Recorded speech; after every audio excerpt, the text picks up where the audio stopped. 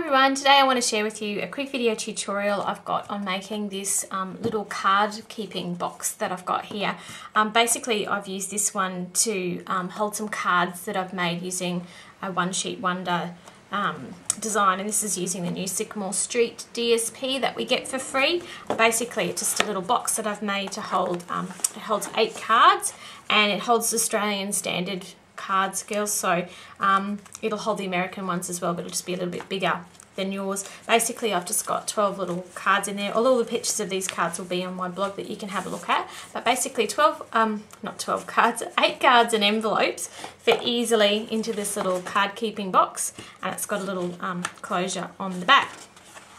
Now I know that our Whisper White cardstock is a little bit thinner in terms of the thickness of it for making boxes, and I'm often reluctant to use our Whisper White cardstock for making 3D objects because it's really not as robust as the other coloured cardstock that we do have from Stampin' Up. So the way I got around that and the box that I've made here, I've actually used a piece of backing paper that comes off of our designer series paper that we buy from Stampin' Up. Everyone will get this when you buy your 12 by 12 sheets of DSP. They come with this little bit of white cardstock that's in the back to stop them from getting dented and creased in transit.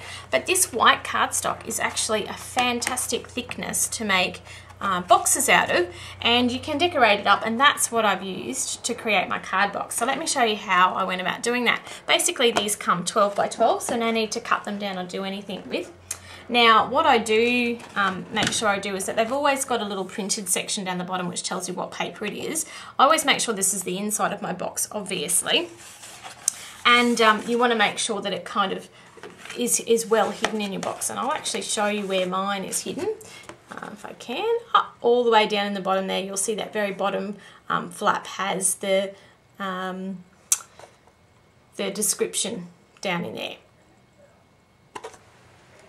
So what I do is I just make sure that this is up the top right hand corner of my score tray when I put it into score it, because this will be the bottom, I'll make the bottom section of the box. Okay, so if you just make sure your printing is up this way, that side with the printing is faced up, and all you have to do then is make a few quick score lines. So the first two that you're going to make are at 4 inches.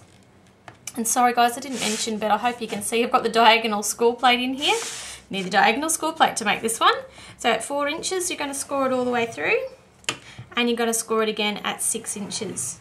And then you're going to flip over to this side here. I don't bother turning it around. You've got these side marks here at 4 inches. They're a bit trickier to find, but you can find them. So at 4 inches and then down at 6 inches. Okay, so that's your first two set of score lines. And then you're just going to turn it at 90 degrees and you're going to score at 5 inches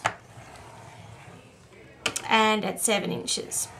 And the same thing, no need to move it from your tray, guys. You can just put it straight in at the 5 inch mark and again at the 7 inch mark. Okay, and the last thing that you can do, and I should have mentioned this right back at the start, when you've got this in the tray with this printed section up this top right hand corner, just give it a quick diagonal score across here at the 10 inch mark. That's your cutting guide, so that you don't have a peak that sits up in the bottom of your envelope. So basically that's all of your scoring done. I'll move the tray.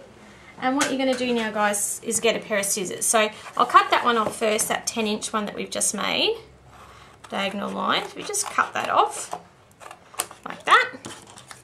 Okay, and then the rest are just about making cutting lines for folding your box. Now, I guess you can probably do it any way that you really like, but I like to have my cut lines coming up from, I can't show you where I've got this cut edge here.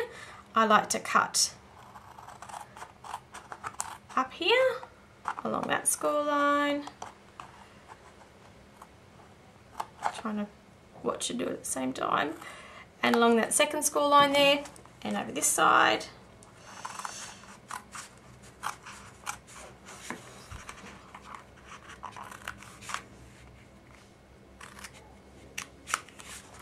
And then you're going to do the exact same thing on the other side, so flip it right round, cut down, and down here,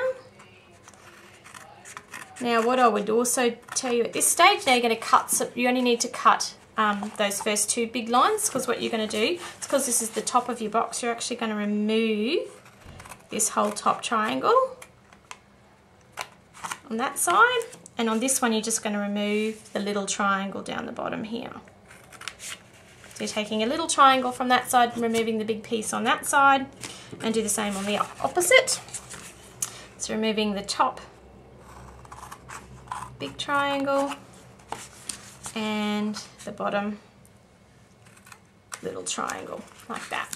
Okay, so that's all the cutting that you need to do, guys.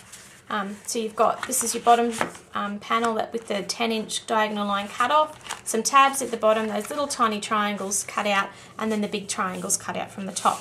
Okay, so fold along all of these score lines. Okay, so now you've folded along all of the score lines, it's time to put a bit of double-sided tape on this one. So there's 4 places for your double-sided tape. 2 are on the inside panels here, on the outer wings, there and there. And then the only other place is you need to flip it over to the outside so you can't see that writing.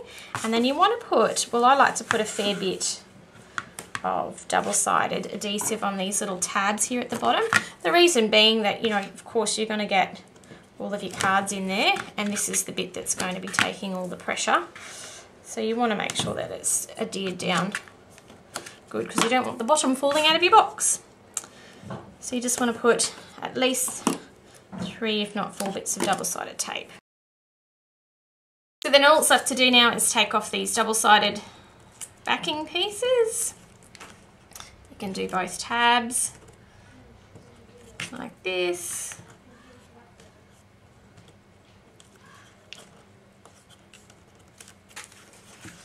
Okay. Then all you're going to do is bring those in and turn these up until they're square, so you've got a nice square edge there, and do the other side.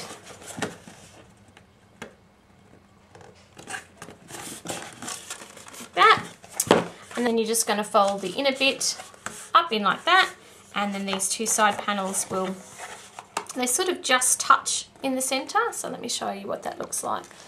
So you want to adhere them down so they just touch, and they'll touch at the top of that 10-inch line, that diagonal line that you've cut off there. Okay, so pull the tape off and stick those down. Okay, and then all you need to do, guys, is create basically a stopper to hold that lid closed. You could use a piece of Velcro if you want to, but I found one of the quickest and easiest things is to cut one of these apothecary accent framelets out, and I've just used my paper piercer to put a hole in each end. And then what I like to do with this closed is I like to put it on just so that you can sort of almost just see the little peak underneath, and try and get the framelit shape centered on the back of the box so that it looks nice and even.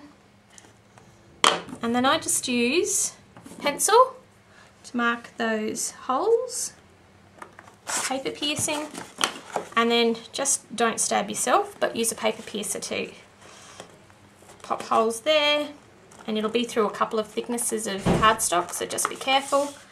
And then you're just going to get 2 silver brads, or whatever colour brads you want, and you're just going to pop it through the framelit in the box, and then on the inside just use your fingers to open those brads up, and one for the other. So once you've got the 2 brads in there, that'll allow you to have this sort of label system that you can just fold the flap down and just tuck it underneath that label there, and it helps stick the back of the box down. You can decorate it however you like, but basically that's it. That's how to make a quick, really sturdy card box. And like I said, you can really decorate it any way you want. I just did some samples of the cards that were inside of this particular box to decorate that one, but the options are endless. So keep those bits of cardstock that come off the back of your DSP. They do make lovely boxes, and I hope you have fun with that one, guys. Bye. I am independent. I am dedicated. Doing it my way.